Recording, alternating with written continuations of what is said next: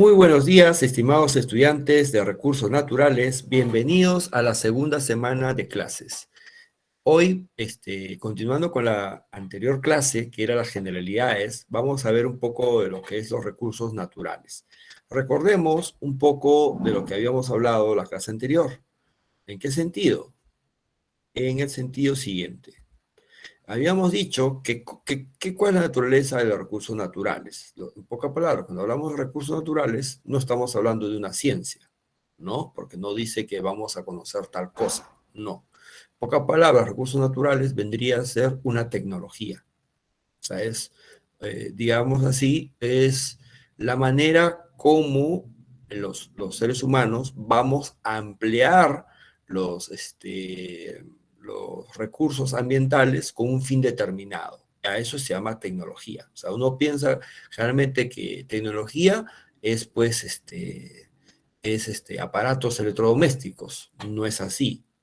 No, o sea, tecnología es, cuando hablamos de tecné, epistemológicamente hablando, es cómo es la aplicación de la ciencia en la cotidianidad. Una aplicación, por lo tanto, es justamente ver que estos recursos naturales se preserven. Obviamente para eso hay que estudiarlos. O sea, hay un estudio previo, hay un conocimiento previo, pero este conocimiento, si bien es cierto, viene de la misma asignatura de recursos naturales, pero el fin no es solamente conocer, sino el fin es hacer algo. Y ese hacer implica, por ejemplo, una política, implica una acción, y por lo tanto, recursos naturales ya no solamente es un pensar, sino es un ejecutar. Entonces, en la ejecución, pues quizás los seres humanos podamos cometer errores, es normal, ¿no? Pero de eso trata justamente de disminuir ese error. Habíamos dicho que los recursos naturales son parte de la naturaleza que el ser humano lo convierte como útil o valioso. ¿A qué nos estamos refiriendo? Puede ser útil en sentido económico, puede ser útil en sentido religioso, puede ser útil en sentido sentimental, puede ser útil en distintos, digamos, ámbitos del aspecto del ser humano. El ser humano no solamente es economía, el ser humano es más que eso, ¿no? Digamos, un ser artificial, un ser humano que se ha creado a sí mismo y la humanidad se ha hecho gracias a la educación. Por lo tanto, usted como profesor de biología es un hacedor de un ser humano. Usted es digamos, el tecnólogo que va a aplicar los conocimientos científicos para programar la mente y a la hora de programar la mente, usted va a diseñar a ese ser humano de hoy y del futuro. Entonces, en ese sentido, tú le vas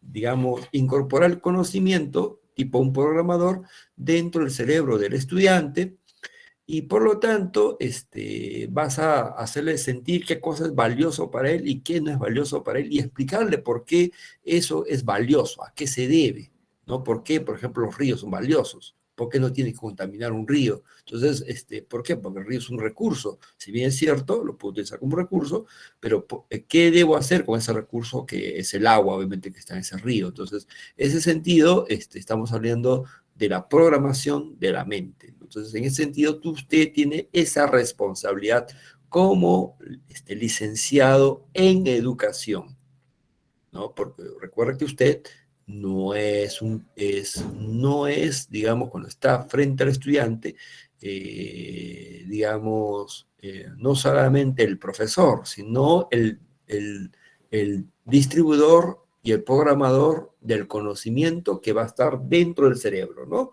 Eso que, por ejemplo, uno actualmente puede encontrar información en internet, en revistas, pero justamente de ahí viene el rol del licenciado de educación, que en este rato va a representar la ciencia y que va a saber qué de esos conocimientos que seguramente está leyendo, pues quizás son distorsionados, quizás están fuera de la realidad, o quizás están, digamos, mal entendidos por esa persona. Entonces tú tienes que, digamos, en este sentido, corregir ese error, no mediarlo, sino corregirlo, ¿no?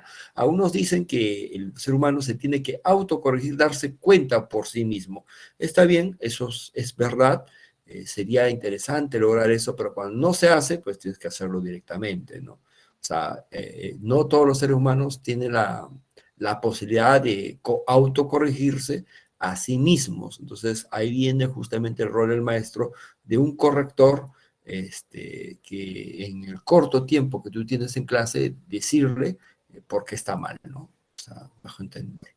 El sentido, recordemos aquí que ya habíamos definido que los recursos naturales se refiere a la provisión, a prever algunos bienes, algunos servicios que requeridos por los seres humanos. Los recursos que obtiene el medio es biótico o abiótico para satisfacer las necesidades o deseos humanos, ¿no?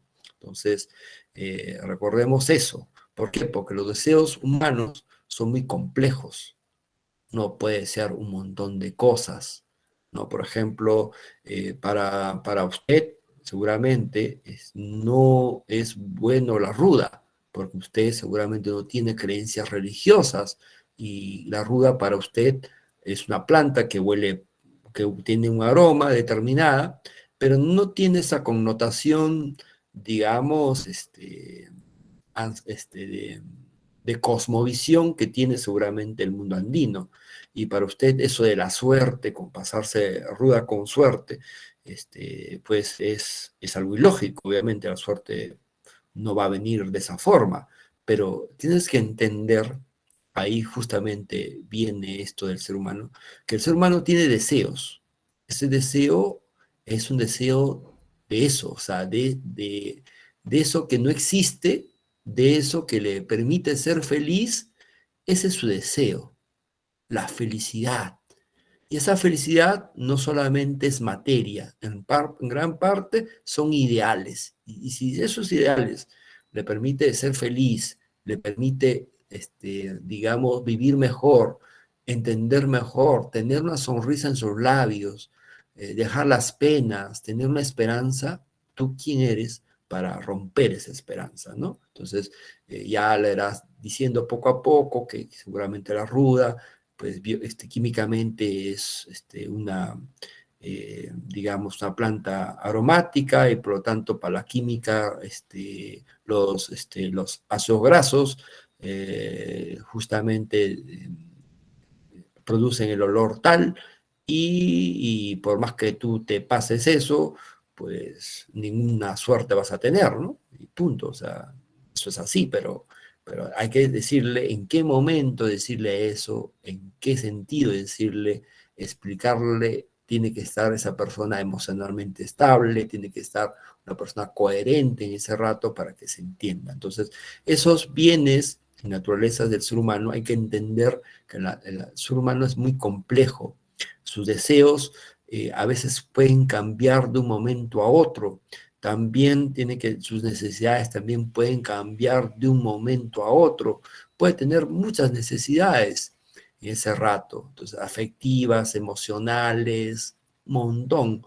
Y a veces es difícil ya entender a uno mismo, imagínense a una población de 40 estudiantes que están frente a ti. Entonces es más, ahí se habla de memoria colectiva, ¿no? Entonces, cuando hay memoria colectiva, los deseos humanos se estudian también. Por ejemplo, ¿cómo? Encuestas, ¿no? Encuestas, formas de, como índice de mercado. Los índices de mercado me va a decir los deseos de las personas y también provocar el deseo. Ahí viene el marketing. O sea, por ejemplo, hay muchas cosas que son necesarias, pero si yo establezco un marketing que es en realidad una transformación de la mente, pues voy a convertir algo que es innecesario en necesario para la persona. Es necesario. Por ejemplo, algo innecesario para una persona, por ejemplo, para la selva podría ser este micrófono que ustedes están viendo, ¿no? Este micrófono que están viendo es innecesario solamente para ellos, porque claro, hay una clase presencial, por lo tanto esto aquí de micrófono profesional, pues sería innecesario, ¿no? Pero para una clase online, pues se convierte en algo óptimo, ¿no? En algo óptimo, que optimiza mejor la comunicación entre el disertante y la persona, ¿no? Entonces, en ese sentido, como pueden ver, los deseos humanos son complejos, son también ambiguos y son difíciles de satisfacer. O sea, bien complejo es satisfacer a un ser humano. Es bien difícil. Y lo que hace justamente, digamos, el docente, hacerles entender que debe haber una media. O sea, ¿qué significa? Que en ese parámetro de moda, acá hablamos de la moda, estadísticamente hablando, me va a dar una especie de, de regularidad sobre estadísticas sobre el deseo y la necesidad del ser humano. Justamente eso se ve en las encuestas.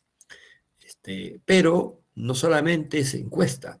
En lo que es recursos naturales y cuando hablamos de política, tú tienes que adelantarte a lo que la sociedad te pide. La sociedad puede inclusive estar atrasada a ti. El político, el verdadero político, dirige al pueblo a lo que quizás él no sabía. Él ese rato no está viendo eso, porque quizás esa población todavía le falta un poco de educación en su mente para poder entender los constructos políticos. Entonces, lo que hace justamente el político es dirigirlos, llevarlos a un puerto. Justamente con las políticas naturales, de los recursos naturales, justamente hacen eso. O sea, cuando usted vea políticas ambientales que están quizás afuera de lo que las personas desean, es porque ha habido un científico, alguien que está intelectualmente, está viendo ese problema, que la otra persona, como no ha llegado a esa construcción mental, pues no lo está viendo. ¿Me dejo entender? ¿Debido a qué? Un montón de problemática que la misma sociedad presenta. En ese sentido, los recursos naturales, habíamos hablado que había un grupo de materias primas, un grupo de partes del ambiente, un medio natural, esencial, etcétera. Eso me había visto la clase pasada, sin repaso nada más, ¿no? Eh, Seguimos.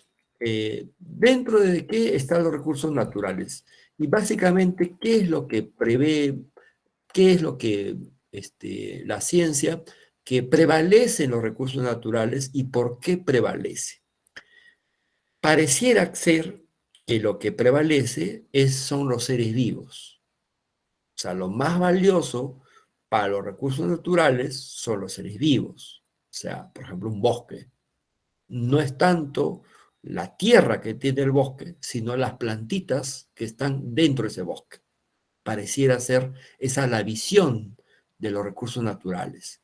Si bien es cierto, la biología es un componente esencial, no es el único en lo que es recursos naturales. O sea, la biología, recuerden que es el estudio sistematizado de los seres vivos. Por lo tanto, el ser humano, digamos, él mismo se está autoestudiando y él mismo, digamos, se convierte en una especie de recurso, inclusive, para algo más grande que es, digamos, la ecología en un determinado sistema de bioma, ¿no? Entonces, en este sentido, la naturaleza que vemos aquí, eh, cuando hablamos de recursos, no solamente vamos a entender esta parte biótica, sino también la parte abiótica que está dentro. ¿En qué sentido? Supongamos, ustedes aquí, ¿qué ven? A ver, no sé si pueden ver el puntero. ¿Qué ven aquí ustedes? Un desierto. Ya. En este desierto, por ejemplo, nosotros quizás no veríamos ningún recurso aplicable para el ser humano, ¿no? ¿Por qué? Porque, bueno, aquí hay arena, por lo tanto la arena, pues quizás no sea un recurso que utilicemos, quizás, ¿no? Vamos a suponer en grandes mayorías, ¿no? Vamos a suponer eso, pero muy bien. Pero quizás vemos más recursos utilizables en este ambiente. No sé si pueden ver este ambiente. ¿Qué cosa es? ¿Quién me puede decir qué es este ambiente que estamos acá? Como una quebrada, profesor. Una quebradita, ¿no? Con bastante vegetación, ¿no es cierto? No sé si pueden ver la vegetación que hay aquí y una civilización que hay acá. No sé si lo pueden ver.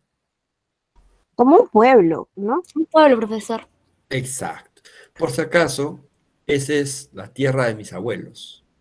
Ese se llama Huancavelica, que están viendo ahí, es Ticrapo, y ese sitio que está ahí es Chacaro, el sitio donde están todavía mis vacas, las vacas de mis papás, de mis abuelos. Mis tíos están todavía ahí, digamos, con su ganado, con sus vaquitas, sus ovejitas. Esta es una foto, por si acaso, del profesor Pozo, para hacer marketing a su digamos, al terruño que él tiene, digamos, en los Andes peruanos, ¿no? Entonces, aquí, como pueden ver, hay un poquito inclusive de glaciar, que cada vez se ve menos, se ve menos, se ve menos, debido seguramente a los problemas que ustedes ya conocen, ¿no? Entonces, bueno, aquí lo que más interesa, entonces, aquí ¿dónde sacaría más recursos? Acá, pues, ¿no? Aquí no tanto, y aquí sí.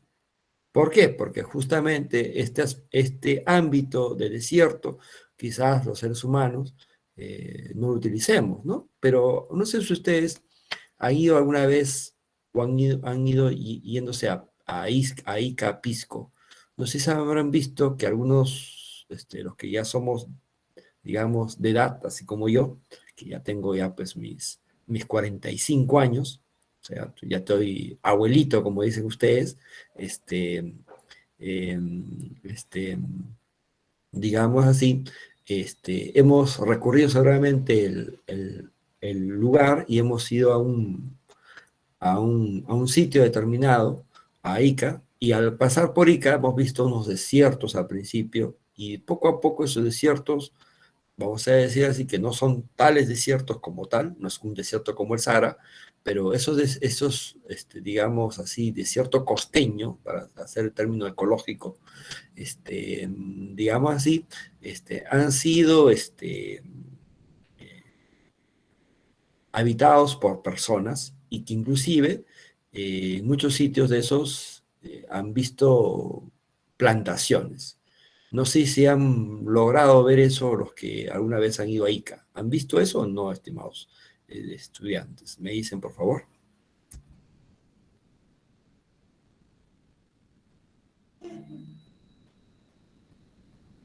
Brisa dice sí. Sí, profesor, dice Brisa. Perfecto. ¿A qué se debe eso? Pues muchos de los dicen que ahí hay industrias chilenas este, logrando ese proceso de acercamiento ahí, ¿no? Bueno, ahí, si bien es cierto, hay chilenos, pero no son la mayoría, en realidad la mayoría son peruanos, ¿no? Entonces ahí, a veces porque hay un solo chileno, ya dicen todo es chileno, ¿no? O sea, eh, hay una exageración también ahí de las personas a veces, ¿no? Entonces, ¿qué quiere decir? Que esos recursos naturales, por ejemplo, ese recurso que es desierto, lo ha convertido, según su necesidad, en algo cultivable.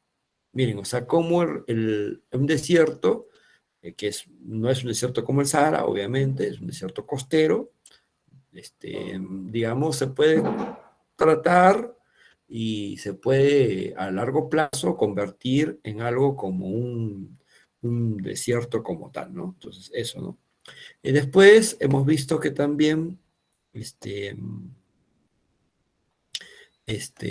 digamos así, otros recursos. No sé si pueden ver este. ¿Qué recurso es este? A ver, ¿quién me dice?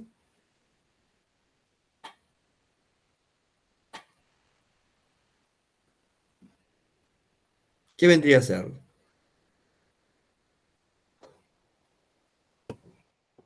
Una playa, Playa. profesor. Claro, Agua. claro. Es una playita donde hay un agüita, como dice nuestro querido amigo, el recurso agua y el recurso suelo, ¿no? Pero también una vegetación, no sé si lo pueden ver.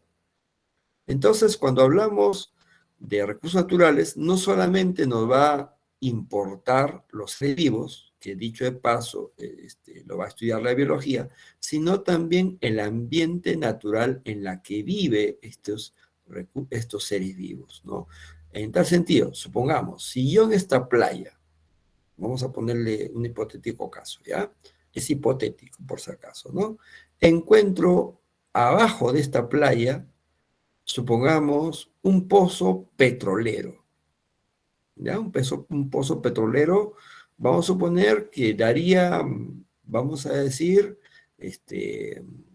no sé, pues, petróleo al Perú por unos 500 años.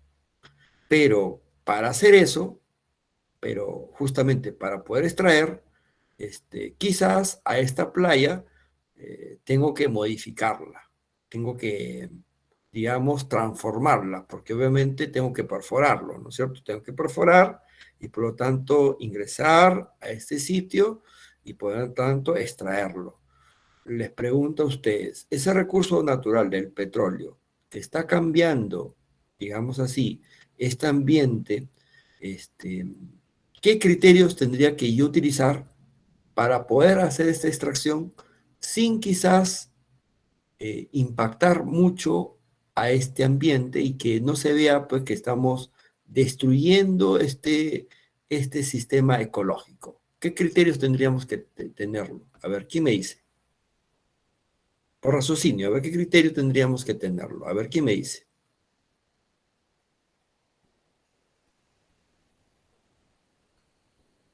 ¿Nadie desea opinar? Un criterio que se les venga, ¿no? A la mente.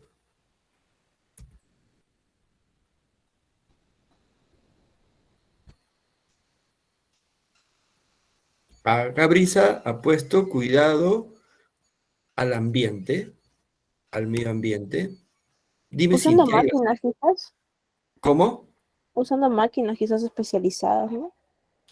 Por Para no, ejemplo, claro, una máquina que solamente, digamos, ingrese a un determinado sitio y cause el menor impacto posible, ¿no es cierto? Por ejemplo, ¿no? Supongamos, vamos a suponer que yo tengo un taladro, ¿está bien? Un taladro, digamos, perdón, disculpen, acá está, un taladro, que el huequito chiquitito lo dé chiquitita forma, o sea, en este solamente pequeñita forma, entre ahí la manguerita, ingrese hasta donde está el petróleo, y por esa manguerita pequeñita se conecte a una gran manguera, vamos a decir así, y que sin que se vea estas mangueras, ¿no es cierto?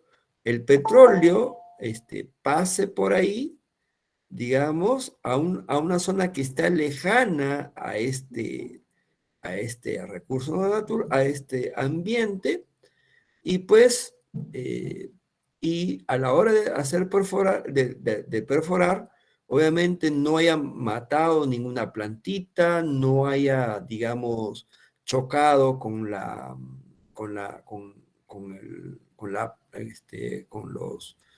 los seres vivos que están en este ambiente. Y por lo tanto, se puede decir que si bien es cierto, he podido extraerlo, pero lo he hecho, digamos, disminuyendo este impacto, ¿no es cierto? A eso te estás refiriendo, ¿no, no Brisa?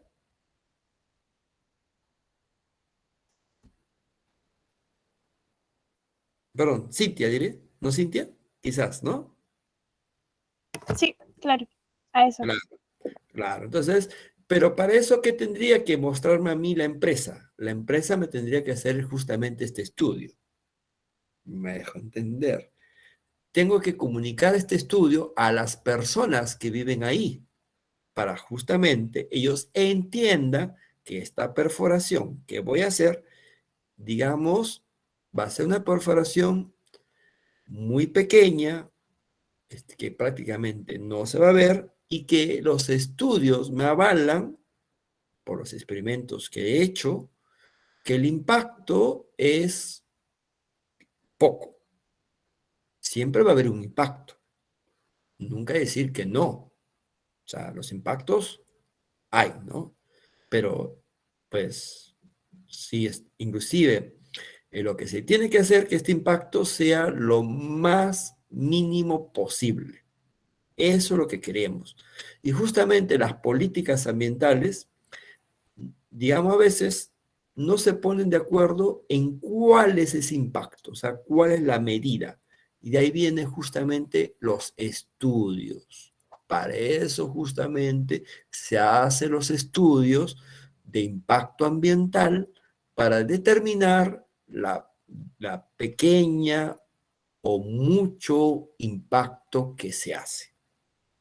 Entonces, cuando se habla de recursos naturales, si bien es cierto, hay que tener en cuenta, digamos, los seres vivos y no solamente, digamos, el medio geográfico, también hay que tener en cuenta el otro aspecto. No sé si me dejaron entender. Sí, profesor.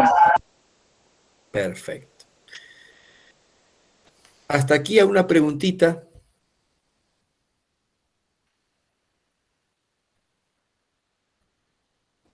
¿Ninguno?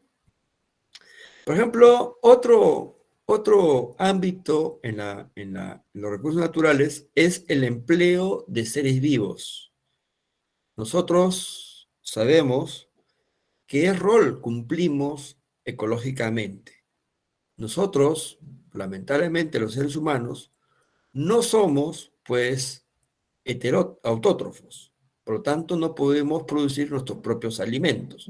Nosotros nos salimos afuera y mediante fotosíntesis nos alimentamos o producimos nuestro propio alimento. No, ¿no es cierto?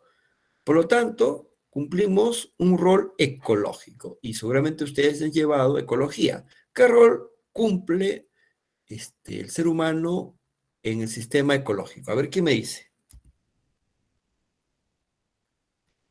Es consumidor, profesor. Exacto, es consumidor, ¿no es cierto? Es un depredador, en pocas palabras, somos nosotros depredadores, ¿no? Somos depredadores, pero ¿qué tipo de depredador? ¿Primario, secundario, terciario, cuaternario? ¿Qué tipo de depredador somos los seres humanos? A ver, ¿quién me dice? ¿Cuaternario, profesor? Nos hemos convertido en cuaternario, efectivamente, pero diseñado por nosotros mismos, porque la evolución nos ha hecho un depredador primario, porque no nos ha dado garras, no nos ha dado colmillos para poder, pues, apresar una presa. Es más, ni nos ha hecho ni siquiera ser carnívoros. Nosotros no somos carnívoros. Nos hemos convertido en carnívoros debido a la cocina. Nosotros no comemos carne cruda actualmente de frente, o sea, nos agarramos y mordemos pues a un, no sé, pues a un toro y lo matamos con mordeduras. No hacemos, ¿no es cierto? Tenemos que matarlo primero, cortarlo en partes, etcétera, etcétera. Un ratito.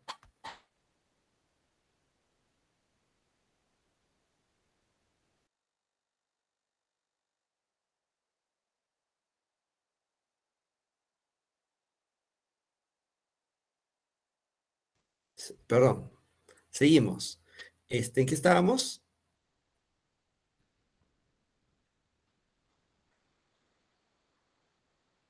Disculpen, ¿en qué estábamos? Perdí la relación. En los seres humanos, profesor, que somos Entonces, nosotros, consumidores. somos consumidores primarios por evolución, pero por cultura, por conocimiento, por transferencia educativa, hemos evolucionado. Ahí viene el rol importante del educador. El educador evoluciona. Por eso te decía yo que siéntete orgulloso de tu profesión, porque ninguna otra profesión hace evolucionar a los seres humanos. ¿En qué sentido? No le cambia las estructuras de la mente, tampoco cambia su sistema digestivo, ni tampoco cambia su sistema de forma de reproducirse. Es la educación la que va a hacer ese cambio de individuo en el ser humano. Eso no lo hacen los médicos, no lo hacen los ingenieros, no lo hacen los genetistas, lo hace nuestra profesión de educadores. Transforma y modifica al ser humano con un propósito social, propósito espiritual, si tú deseas, con un sentido de pertenencia de grupo, pertenencia a qué, de nacionalidad, etcétera, etcétera. En este sentido, nosotros, a diferencia de estos seres vivos que estoy mostrando aquí, el ser humano, digamos, también va a sentirse responsable de este sistema ecológico. ¿Por qué? Porque el león no se hace responsable, pues no, el león puede depredar si quiere toda una pradera. O sea, si está con hambre, el león se lo come a todos, ¿no?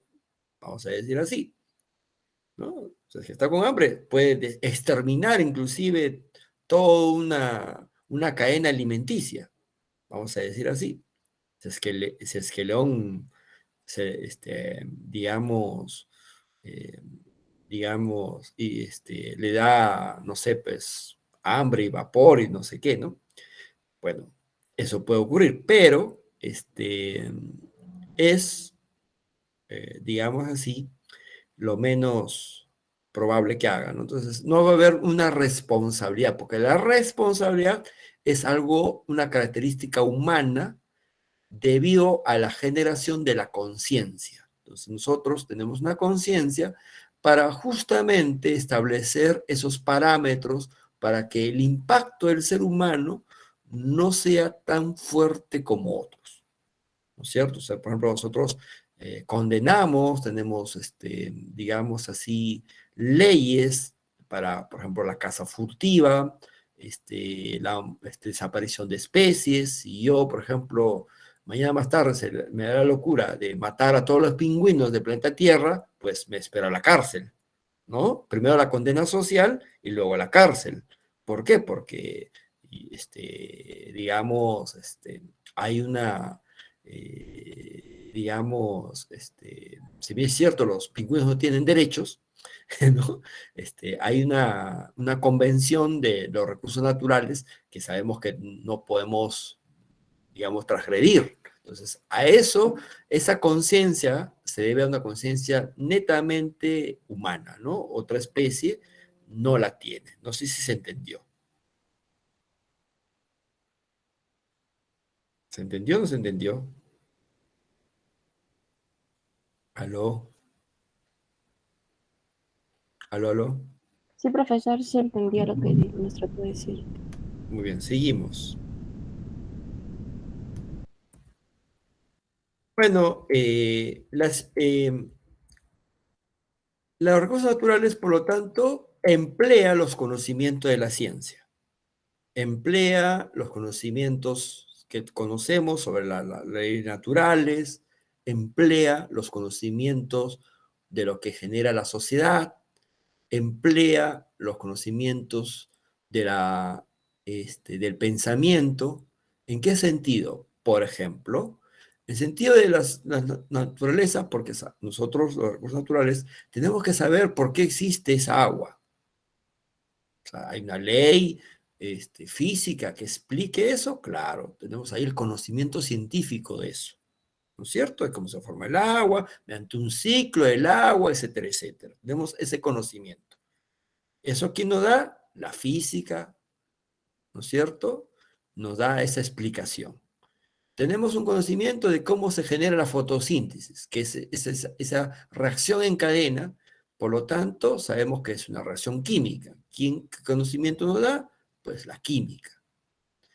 Tenemos un conocimiento de cómo es esa especie, la descripción, etcétera, etcétera. ¿Qué conocimiento nos da? La biología, ¿no es cierto?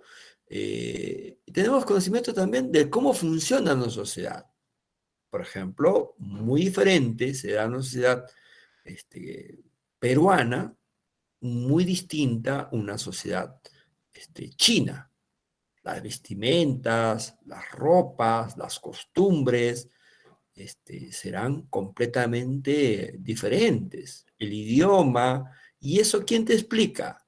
La sociología, la política, la historia, ahí viene justamente las ciencias sociales. Y justamente te hace entender por qué políticas de recursos naturales se han dado en tales contextos, en tales etapas, por qué, a qué se debe. Si es que uno no entiende qué está pasando por la sociedad de un determinado país y a nivel mundial, pues no va a entender las razones de trasfondo de las políticas de recursos naturales a nivel nacional y mundial. Y no solamente eso, el pensamiento. ¿Qué implica el pensamiento? Aquí hablamos de la lógica y la filosofía. ¿Qué filosofía aplica la persona de recursos naturales? La que debe utilizar es la epistemología. La epistemología, que es el estudio de la ciencia. Esa es, digamos, la filosofía que nos va a dirigir a nosotros. Pero también entendemos que hay políticas ya de ejecución de sociedad que también van a cambiar seguramente el transcurso de cómo administramos los recursos naturales. Por ejemplo, para eso tenemos que entender qué propone, por ejemplo, los socialistas, qué propone los capitalistas, los pseudocapitalistas, etcétera, etcétera. Entonces va a haber diferentes tendencias de lo que entendemos política y por lo tanto vamos a entender ahí un poco de la aplicación de estos modos de qué tal. Ahora, mira, profesor, pero si no es ciencia los recursos naturales, pero ¿por qué los recursos, cuando uno hace una tesis en recursos naturales, aplica el método científico? ¿Por qué cuando uno sustenta una tesis, pone una hipótesis, pone un problema, un objetivo, unas variables, refuta la estadística? ¿Por qué aplica en pocas palabras el método científico? Porque el método científico lo único que hace no es hacerte ser ciencia. Lo único que hace el método científico es aumentar tu conocimiento. Mejor entender, o sea, es como que tú inflas un globo y ese globo al inflarlo va a aumentar de tamaño y de volumen, ¿no es cierto? ¿Sí? Y ese conocimiento científico es justamente eso, lo que está haciendo crecer. Al crecer, seguramente, muchas explicaciones que se daban antes del conocimiento científico se van a mejorar, se van a invalidar, etcétera, etcétera. El conocimiento científico para nosotros son verdades. Pero ¿por qué no utilizamos el término verdad? Porque no somos tan arrogantes como los católicos. Pues los católicos o los creyentes o aquellos que creen en dioses, pues ellos son arrogantes, ¿no? Dicen tener la verdad, tener el conocimiento, ¿no? Pucha, nosotros los científicos humildemente decimos, tenemos aproximación a esa verdad. Esa aproximación a la verdad llamamos conocimiento científico. Esa aproximación a la verdad le tenemos el término teoría. Teoría no es cualquier cosa que a mí se me ocurra. Yo tengo mi teoría, tú tienes tu teoría. No. La teoría es una forma de decir nosotros tenemos verdad. Pero no decimos eso porque la verdad implica un 100% del conocimiento logrado. Como a veces nuestro conocimiento está en construcción y va a seguir, obviamente, en construcción, en sentido de ampliación, en sentido de modificación, en sentido de mejoramiento del conocimiento, Por lo tanto, utilizamos el término teoría. Dentro de una teoría va a haber leyes. Dentro de una teoría va a haber experimentos. Dentro de una teoría va a haber hechos. Y dentro de una teoría va a haber hipótesis. Entonces, una teoría es algo más grande, algo más complejo. Entonces, esas teorías, por lo tanto, me van a servir para ejecutar. Porque la finalidad aquí en recursos naturales, si bien es cierto, es conocer la realidad, pero quizás lo más importante es transformarla. Sabemos, por ejemplo, que hay un calentamiento global. Perfecto, hay un calentamiento global producido por el ser humano. Indiscutible. Hay un premio Nobel que ustedes seguramente ya están leyendo, que ha dicho eso. Ustedes pueden verlo y escucharlo en su propio idioma, porque es un mexicano, Mario Molina, mi tocayo. Bueno, tiene mi nombre nada más. Ya quisiera ser yo Mario Molina.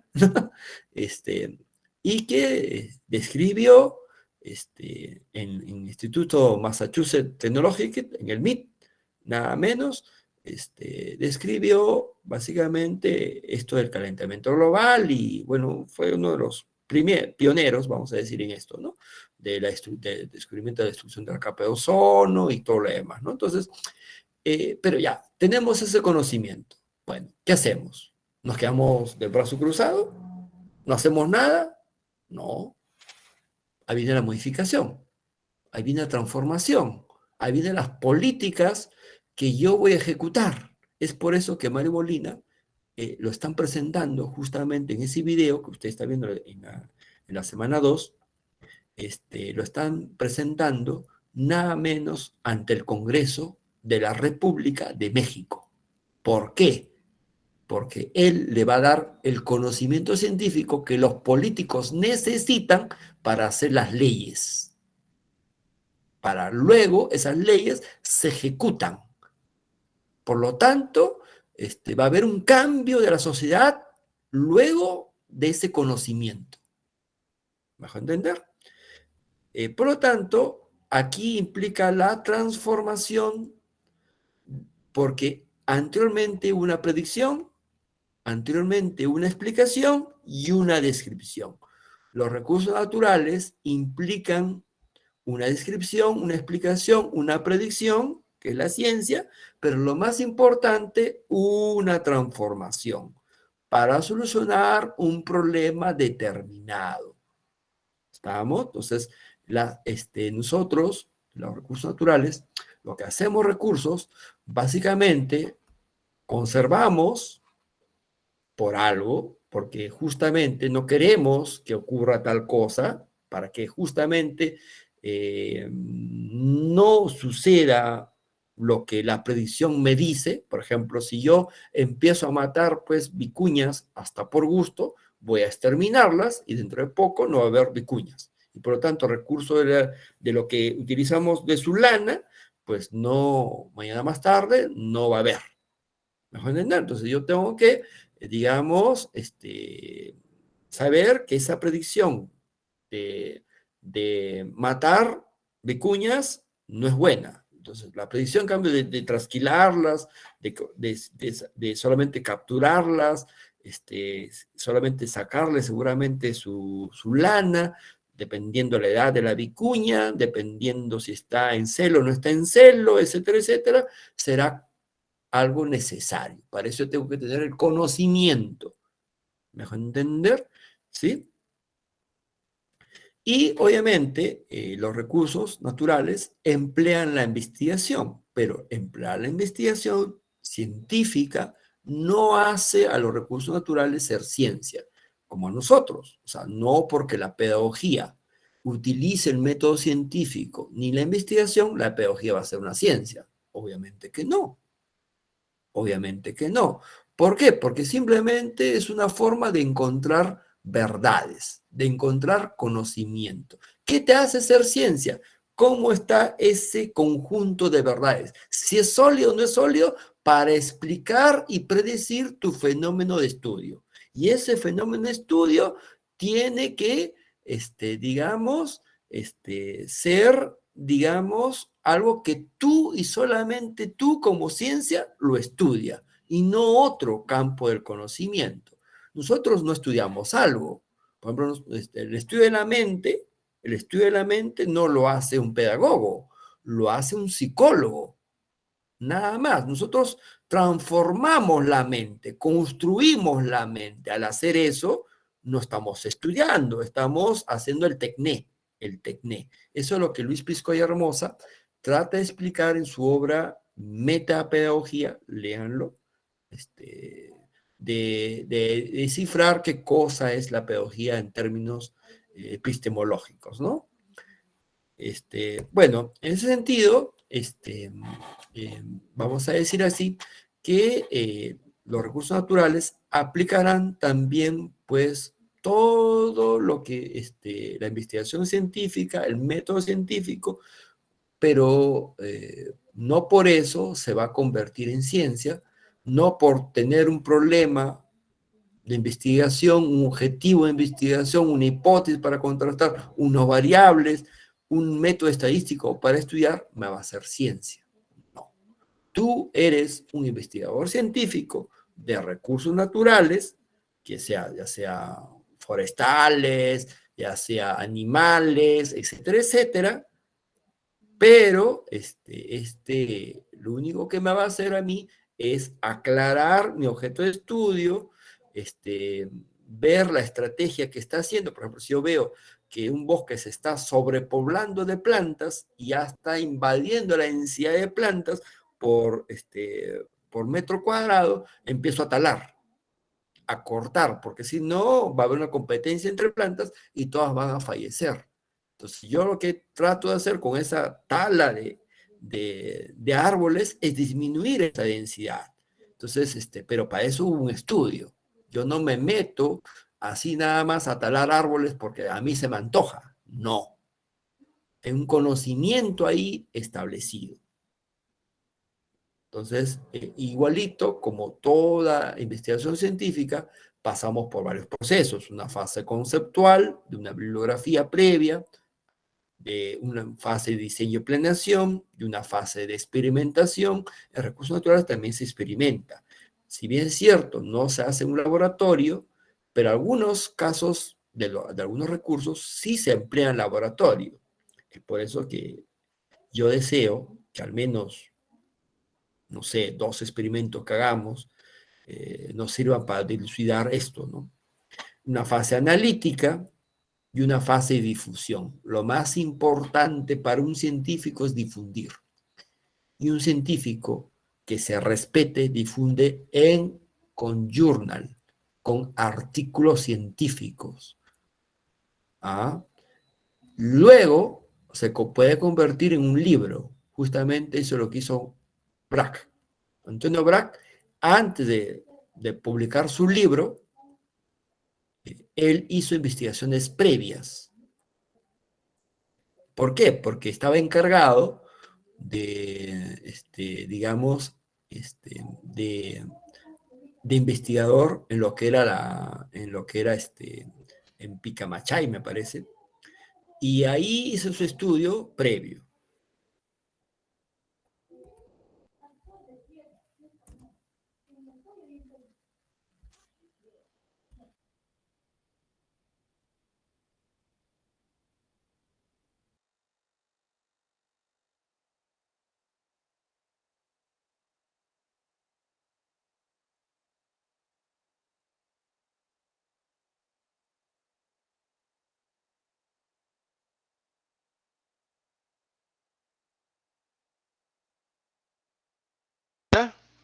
¿Aló, se me escucha? Sí, profesor, pero un poquito ronco. Sí, estoy un poco afónico. Voy a cambiar de esto aquí porque como hay bulla afuera, está aquí con el micrófono profesional, pues se escucha hasta la otra esquina, ¿no? Entonces estoy cambiando de auricular. Con este auricular me parece que es mejor. Vamos a ver. Sí, profesor. Sí, porque si no se escuchaba hasta la pelea de gatos que hay a 5 kilómetros. Justo hoy día, como es feriado, pues la gente camina más, ¿no? Tampoco la pueden pedir, pues eso es su derecho, ¿no? Bueno, seguimos.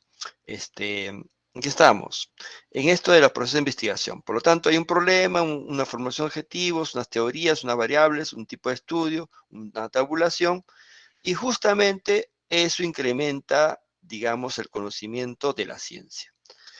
¿Alguien estaba levantando la mano, creo? Sí, profesor, quería hacer una consulta. Dime, Angie. Con respecto al esquema que presentó anteriormente, o sea, quisiera saber un poquito, no sé si me podría explicar con respecto al alcance de la investigación cuando se refiere en justificación y alcance de investigación. En sí, ¿a qué se refiere? Ah, ya, perfecto, muy bien. Aquí, ¿no? ¿A esto acá? Sí, profesor. No sé si...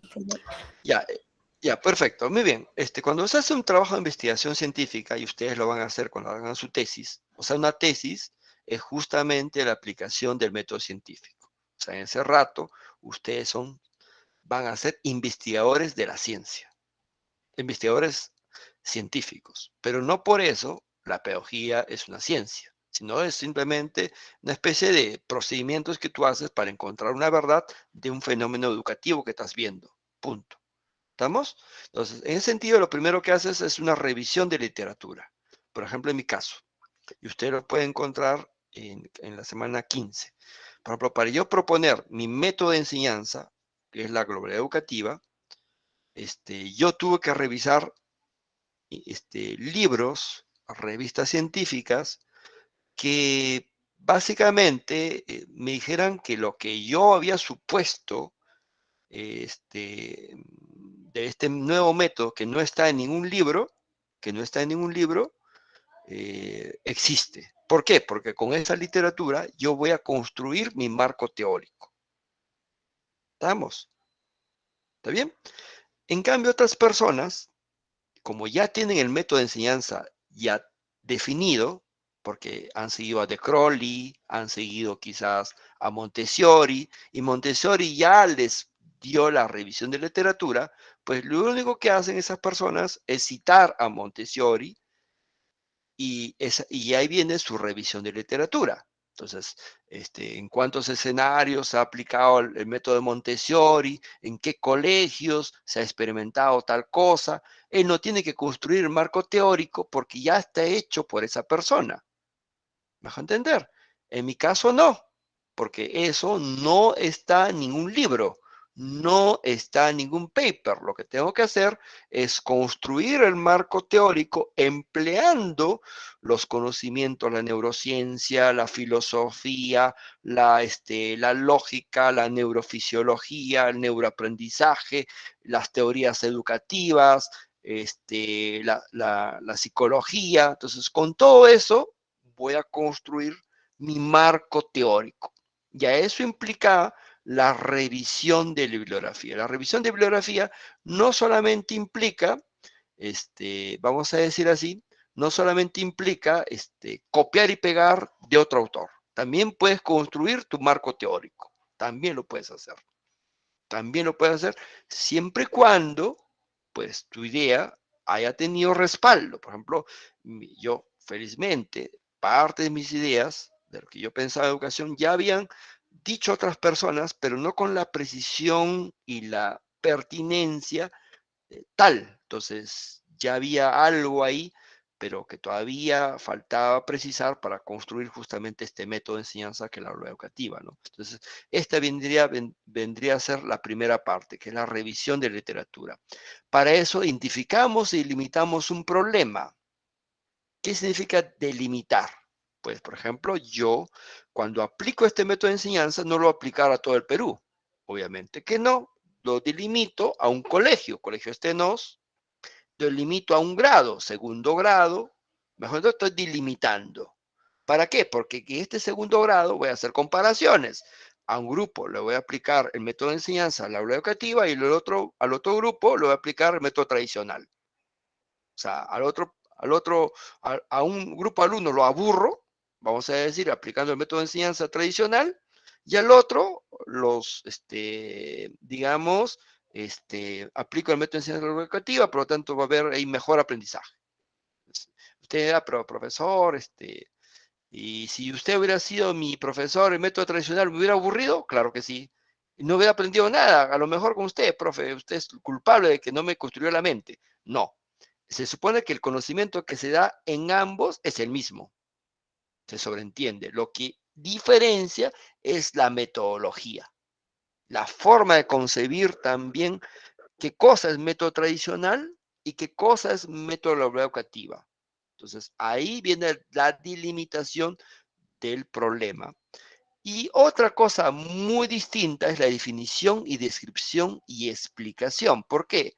Porque cuando tú defines qué cosa vas a definir, por ejemplo, cuál es la variable, por ejemplo, qué entiendes tú por método de enseñanza educativa, qué entiendes tú por método tradicional, qué entiendes tú, cómo voy a emplearlo, o sea, yo tengo que describir lo que voy a hacer. ¿Cómo lo escribo? Mediante pasos, ¿no? O sea, paso 1, paso 2, paso 3, paso 4, paso 5. Entonces, lo mismo haré para el método tradicional. Paso 1, paso 2, paso 3, paso 4. Con esa descripción explico el proceso. Bien diferente a lo que es identificación y delimitación de un problema, porque lo único que he hecho es un problema que es grande, especificarlo a una población determinada. Y eso me lleva, obviamente, a una formulación de objetivos, porque si ya tengo delimitado el problema, me voy a tener objetivos. Entonces, por ejemplo, si yo pongo el método de enseñanza educativa, quiero establecer cuál es la relación entre el método de enseñanza educativa y el rendimiento académico, porque en ese entonces se utilizaba rendimiento académico. Y es más, yo diría que es lo único que se puede experimentalmente ver. Eso de aprendizajes, de capacidades, todavía no tenemos instrumentos muy buenos que nos midan eso. Y es más, científicamente es casi complicado demostrarlos.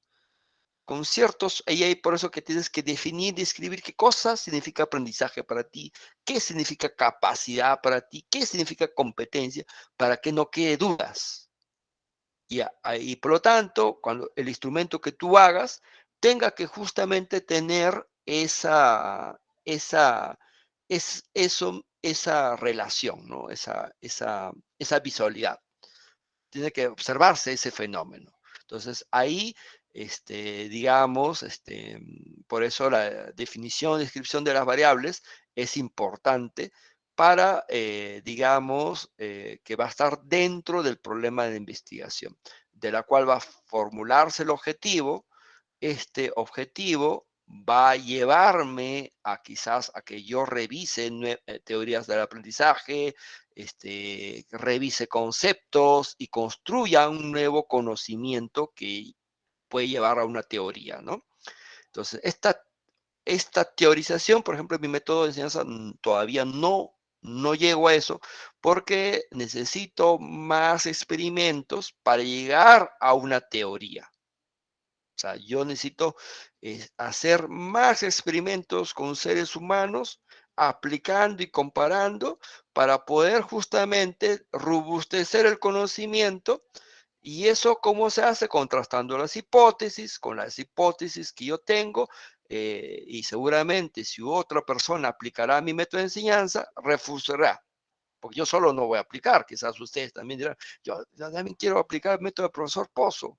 Ya, pum, aplico, profesor Pozo, a mí no me da otra cosa. Por lo tanto, su método que usted está aplicando creo que para usted nomás está sirviendo y como que para mí no. Entonces, ¿ve? Entonces ahí quizás mi hipótesis, mis teorías se van a ir ya fortaleciendo, invalidando, etcétera, etcétera, ¿no?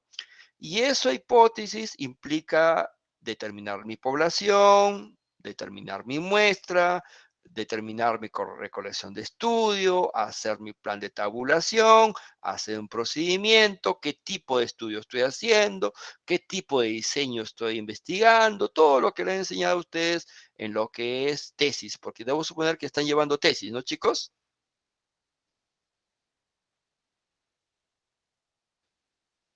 Brisa dice sí. Perfecto. ¿Se entendió, estimados estudiantes? Sí, profesor. Perfecto. Y eso implica una planificación y un protocolo. Muy bien, pues, estimados estudiantes, de eso trata recursos naturales, de que justamente los recursos naturales es parte de la ecología. O sea, es una tecnología de la ecología. Y la ecología es una ciencia específica de la biología. Obviamente, en recursos naturales no solamente importa la ecología, importa, digamos, también las políticas, la cultura, porque cuando hablamos de TECNE, ya el factor humano aquí es muy importante. El ser humano, pues, está dentro de un sistema ecológico, pero este sistema ecológico va a modificarse gracias a las políticas humanas que tengamos. Estas políticas pueden ser de municipio, municipalidad u otras, ¿no? Bueno, esta ya forma parte de la tercera clase de ver qué cosas son recursos renovables, no renovables. ¿Hasta aquí alguna pregunta, estimados estudiantes?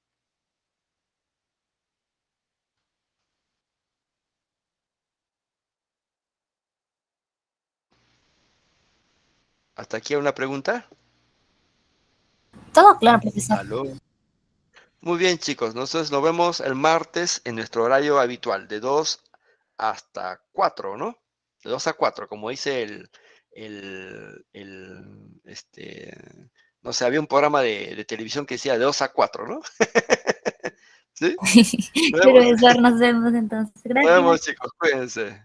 Abrazo. Hasta la próxima, profesor.